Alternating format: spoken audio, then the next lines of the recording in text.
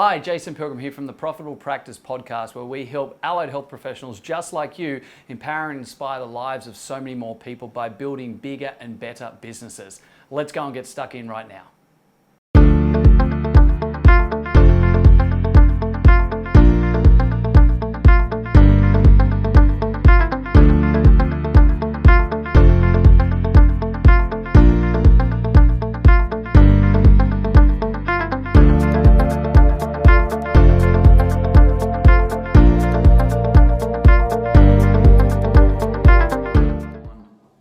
G'day guys, welcome to another podcast of the Profitable Practice, and today I'm actually here with Hamish Gorman, the founder of Eurobadala Health and Fitness, and I've sprung this podcast on him with probably about 95 seconds notice. So dude, thanks very much for accepting to be in the hot chair as such. I even said I'd get out the video, and you've got your gym area part of the health centre and stuff in the background as well, so mate, welcome. Thank you. Thanks for coming down. Really mate, absolutely. Nice little drive down today, so it was good.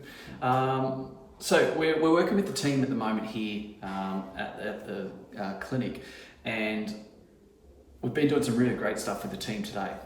What I just said to Hamish just a few moments ago was, if I had to do a podcast with you about the three things that he's found most beneficial to being able to grow his business and also grow the team, not so much the business, but grow the team in the last 6 months, what would it be? So he's had about 90 seconds while I quickly set these up. So I actually don't know what he's going to come up with here, so hopefully it's gold. No, it will be, because he's a good guy.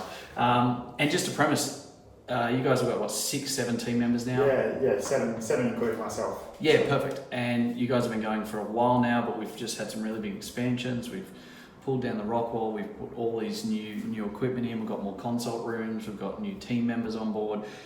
We're about to open up another second big clinic down the road as well. We've got some huge movements with some of the networks and some of the programs, some of the new services. It's been pretty cool 6 months of working together, hasn't it? Yeah, really awesome. Really been fantastic for me to kind of be able to work with you and your team and help us drive our team growth. Absolutely, that's the fun part, right? And I love doing this stuff. Not so much the podcasting stuff, but working with teams, which is cool. Yeah, cool. Absolutely. So, mate, let's get stuck straight into it. I said to you 3 things. What would be the 3 things? Let's just go through them. Let's spend probably 2 or 3 minutes on each one and talk them out. So what would you say is the first thing that you've found most beneficial for anyone, or for you growing your team, and for other people to be able to do the same? I think the big first one for me is the early communication, or setting up early communication when a new team member comes on board. And that's probably about right conversations when you're first meeting someone and they're first kind of inquiring about the business. But then when they come on board, it's setting up those one-on-one meetings, making sure you're engaging with them on what they want out of being there, how you can help them, as well as then got, I guess, clear channels of communication around the business stuff as well. Yeah, absolutely. So to be totally honest, it's probably one of the things that as health providers we focus, I think we get a lot right, but we also get a lot wrong. As in, I think we focus so much very heavily on how we communicate with clients. You know, we've got rule of 9s and all that type of stuff, and whether they're 100% and, scripting for, conversions and all sorts of stuff. Let's not get into that. But we spend so much time thinking about the communication side of what to say and do when we're with clients or potential clients or potential networking, referrals, etc., that we actually neglect what we should be doing inter-team, not extra, like outside of the team side of things. It's something that we don't get taught, right? It's that completely different to you get taught some consult stuff, again, whether it's right or wrong. Yeah, and you might have some good mentors out of uni and some really great, physios, EPs, speechies, dietitians, etc., to learn from and grow professionally, but that doesn't take you through what you should be doing and saying in and around other team members most of the time. Yeah, 100%. So working on setting up that and clear and concise meetings that actually drive like good outcomes has been fantastic with the team. Cool. So you mentioned meetings. Talk me through it. Give me an example of what you're doing or what we've done with that communication for new team members and the actual existing team. So big ones for me around that is regularity. So it so everyone knows when it's on a clear kind of schedule, and so we've written up some things that occur at the same time, or in the same meeting at the same time, and that way people can prepare for that. So that might be some numbers stuff, it might be some project stuff. So it's like having an agenda. Yeah. Do you think it's beneficial to have a really strict agenda, or is it more just some of the basic framework that can be a bit malleable? Well, I think the agenda for me helps me keep it clear and short. Yes. You know what you want to work on. You can dig straight into it. You're not waffling along for hours. Yeah, so it's made it very short. So we have a pretty clear agenda actually for the most part. Yeah. There's then open space for longer meetings or other discussions that might come from that. But we're trying to keep it short and concise, and having a clear agenda really helps out. Awesome. Now you guys, we've set it up with yourselves so you don't just have standard meetings with the team as well. We've taken it to the next level for the one-on-one side of things. Do you want to just explain that as well? Right, so we're working one-on-one with each team member once a week. Occasionally we'll actually turn that into like a mini team, so there'll be 3 of us instead of a one-on-one. Yep. And I think which is more project-based, isn't it? Yeah, a little bit. It's not as much personal, but more that kind of project-based. And I actually quite like it that it keeps everyone in the loop with those discussions. Absolutely. You don't have to then repeat yourself, so it allows that everyone to be on the same track and really work together on those things quite well. And the thing that we've also done with it is I'm trying to get the other guys to set the agendas and drive that a little bit, so I can help facilitate discussions, but I'm not necessarily the one that's driving that meeting. So it's about getting the communication, having the agenda that's malleable, but also empowering the team to be able to start to take directional control of that. And that's making a big difference, I think, to then what happens post that meeting as well, and how the ownership that's taken on board after that. Accountability and ownership, then it's their meeting, it's their thoughts, they've come up with the answers and solutions, so they actually own it. Right? And I think that responsibility that comes from that really drives outcomes. Absolutely. If you're telling them what to do and you're saying do this, do that type mentality, they're going to want to go, because no one likes being told what to do. But if we frame that so that they come up with it, they take ownership of it, it's their responsibility, and as a net result, they're more accountable to delivering it, because the last person they're going to let down is themselves. Well, and that's enjoyable for them as well, right? Oh, absolutely. Right, it's more accomplishment, right? You're flipping it back and you're giving them those opportunities, which means that they want to do it. So it's a good empowerment. Yeah, absolutely. It's a win-win, I think. Perfect. Yeah. Dude. Okay. So the first one's around communication, the meetings, the one-on-ones, and that type of stuff.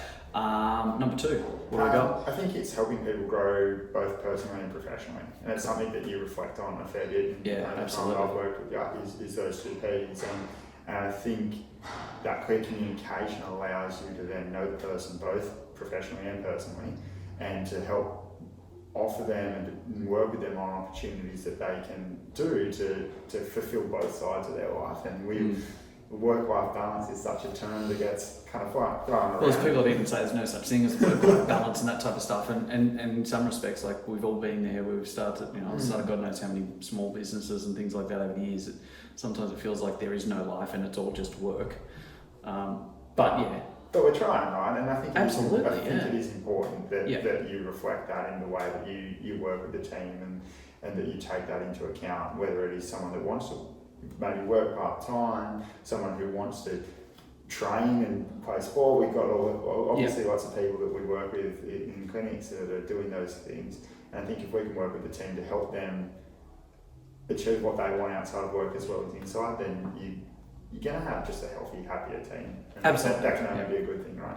Yeah, and I think for me personally, I think I really love growing people, because I sort of see it that too many business owners and health business owners are very driven on, numbers. They're very driven on finances, and they're important, right? They totally get them. You need to have that. They need to have them. You need to have that understanding. You need to have a focus, and you need to be able to measure it. You need to be able to manage it. Totally. So I'm not downplaying that, right? The importance of it. But I also think that people come too blinkers on, horse down the straight, and all they want to do is just focus on that, and they forget about drive to the KPI. And I think there's also a lot of misnomers around that as well. It's all about KPIs, and people hear about KPIs, got to have KPIs. But the challenge is they focus on the KPI, but it's not the KPI that gets the result. The KPI is the result. KPI is a scoreboard at the end of the day, and while you focus on it, you don't change it. What you have to change is the KPI, the key performance activity, to drive that better result.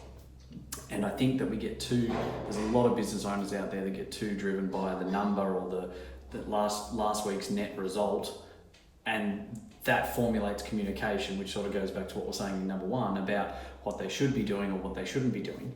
Yeah, and I guess if you come like flip that back onto like thinking about that personal and professional kind of growth, then it's kind of applying equal weight to it, both of those, and so that you don't get caught up on just those numbers and just the result. Absolutely. And whether that's the number of sessions, whether that's the results with clients, because at the end of the day, you want to be able to kind of walk out of the clinic and do some other stuff as well. Oh, absolutely, And for yeah. me, that's that I do need that balance, and so Yeah. I want to instill some of that in the guys I work with, so that you can get longevity out of the team as well, Yeah. and that people want to be around. Well, see, like you, I got into the industry to help people, right? Yeah. And so we try and always change the lives of our patients. So then it only completely makes sense to be able to change the life of our team members. You know, that's the way I look at it. I'm thinking, well, we're not just saying to patients do. We're actually trying to find out what their drivers are, what their emotional hooks are, working strategies to make it work so they can get the results that they're wanting from coming to us in the first place.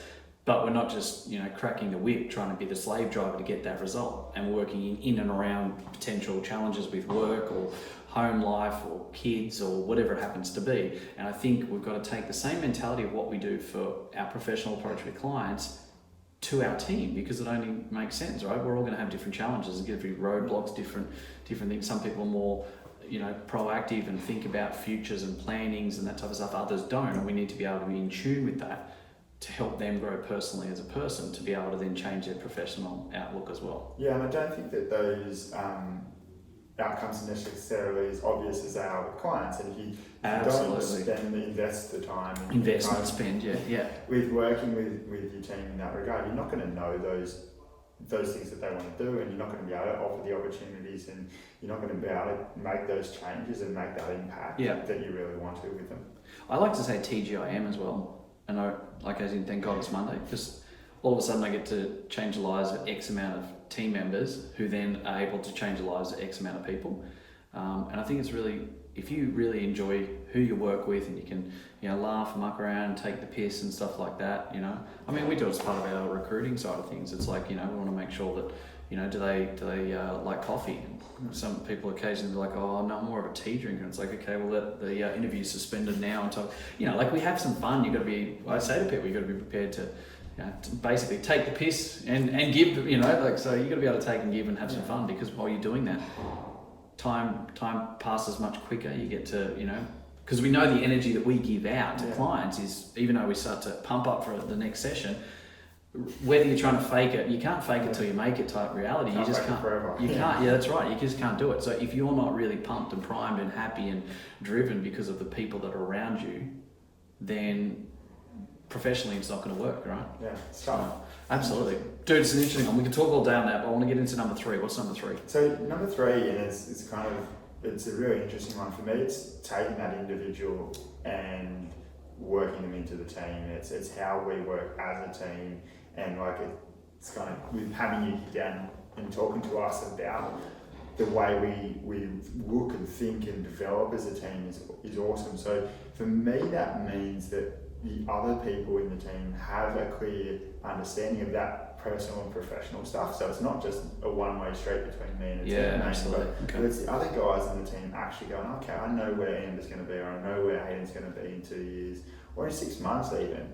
And so that those guys aren't caught by surprise when something changes or something happens. But the other guys can help facilitate those relationships as well. And like, it might be CPD and continued development stuff. It might be personal stuff outside of work that they can help with. And so again, it's the team helping each other rather than me just being the driver of that. And I think in having you here and having everyone be able to kind of share and speak to each other and hear each other's thoughts, and you facilitating that helps me be able to take the back seat. And those guys all step up and kind of interact together without me having to drive that. Yeah, for sure. And what I think that does is that creates a team that's that gels better together, can offer better support to each other if things get tough, and hopefully with people that want to work together and want to be part of the same kind of family for absolutely. at least a few years ahead. So it's really I think there's some really important, like really powerful stuff that you just said there. Like you spoke about, one really interesting part was you spoke about taking a bit of a backward seat. And I think that's actually a really interesting way of putting it. I think it's really powerful because I think a lot of business owners that, we get told we've got to lead. You got to lead from the front. You see those pictures of the guy with the slaves pulling the big brick, and it's not the manager sitting there going go go go. It's go and come with me type approach. Yeah. And I think we get told to lead from the front, but there's actually a huge amount of power in actually leading by not being first one to speak. And I know one of the guys with John A. McDonald and stuff, and he used to be the right-hand man for Steve Jobs. And when you sit down and you learn from those guys, they used to be in a scenario where Steve would literally walk in and say, this is the outcome, this is what we're going to do. And he'd walk in, go boom, and 9 times out of 10 he'd walk out and get the exact result. And then Jono's job was he'd turn to him in his office and Steve would say, all right, what did he say? What did he say? What did he mean? Blah, blah, blah. Because his whole intent was, I'm going to get in there, I'm going to drive it hard, make all this happen because I've got to lead this. And then he'd find out later what everyone else was thinking and feeling because he didn't care about it at the time. Yeah. That's one approach, but there's also a huge amount of power, and there's a lot of great people that do this, and Sir Richard Branson's the complete opposite, where he will actually sit back and empower the situation so that he's not the one to come up with the idea. Yeah. And his job is then to work out who's going to be the best person and how we go about doing that.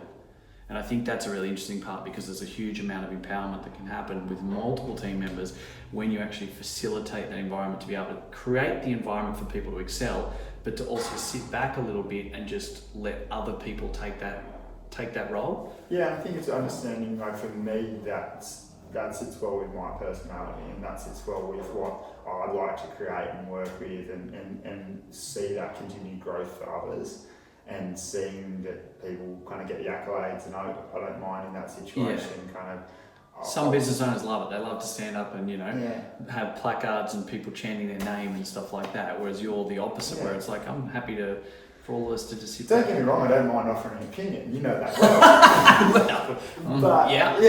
But I also want to create a place where other people feel happy to offer theirs. Absolutely, yeah. And I think that's really important. And if we can do that, then two opinions are better than one, in my view, in that. So, absolutely, and no one never right and wrong either, yeah. And that's a beautiful thing. I think the other thing that really was really powerful for what you were saying there was, obviously I've come down to work with the team and that again today and again tomorrow, and I think how it really works nicely is the fact that we get a scenario where we get to look at a business, and the team members will always look at like the tree. We spoke about the tree before, and I won't go into the whole story for all of you guys, but the tree's in place where you get so close to looking at what's in front of you that's tangible about the business and this and that you don't actually stop to look at the forest around you. You don't look at the opportunities or the other avenues of where you can go, what you can do, and how certain team members might be really well placed to expand into that or have those opportunities. And I think having a growth mentality has to be quite open, not airy fairy pie in the sky, unicorns and jelly beans and rainbows, 10-year visionary rubbish that everyone always goes on about, blah blah blah. But it's actually having a little bit of clarity, but also being able to drive results with everyone and drive actions to provide more clarity. And I think having external providers in that actually is really powerful, right? Because you guys can step back for a bit, Well, 100%. I think it forces you to stop and rethink. It forces you to stop and reflect. And we all know that that's hard to do in a busy day and a busy schedule. Yeah. But we're all busy, right? We're all got things and stuff and clients and busy's bullshit. But so you put the time aside and you make it a priority, and then it gives you that opportunity to stop and reflect. And I think that's creates so much more space for that growth and for that kind of ability to move forward in the long run. And who would have thought we do this with clients? We expect them to put aside a time to see us for consults. We expect them to put aside time to do their exercises, read food labels at the shops to be healthier, go to this class, do that, stop and, do their TheraBand exercise, do whatever it happens to be, right? We expect them to do it. We try and get them to change their behaviours and ways to stop and review what didn't work, what has worked, and do that. Yet very few of us actually do the same approach with ourselves and our team. Yeah. Who would have thought that had benefit, right? So. Wait a second. Yeah, hang on. So we might be onto something. What are we doing here? No, that's awesome. Dude, let's close this podcast down. That's been really cool, dude. Really appreciate that. So they're the three things that you think all about growing the team personally and professionally and getting to know them. Communication was the first one. Early communication, the meetings, the one-on-ones, etc. Building that in, and the third one was bringing them into the team and creating that team environment that making sure everyone's open, honest, clear, understanding, page, and having that understanding of what else is around them and that type of stuff. So, mate, that's fantastic. Thank you very much. Really appreciate it. I love the 95-second prep that I gave you. Very awesome. Thank you very much. And guys, there's another episode of the Profitable Practice podcast. We should have called that something different, I think, because I always get tongue-tied with it. Thanks, Hamish, from Eurobadella Health and Fitness. Really appreciate your time. And until next time, hope you guys are really well, having a great day and changing lots of lives. Cheers for now. Hey guys, thank you very much for listening to another episode of the Profitable Practice podcast. I would love nothing more than for you to be able to leave a review. I get so much joy out of listening and reading the amazing things that you guys say about this. So please subscribe to our channel, leave a review, and share it with your friends. Let's get some more fantastic information out there so all of us can grow the industry together. Cheers for now.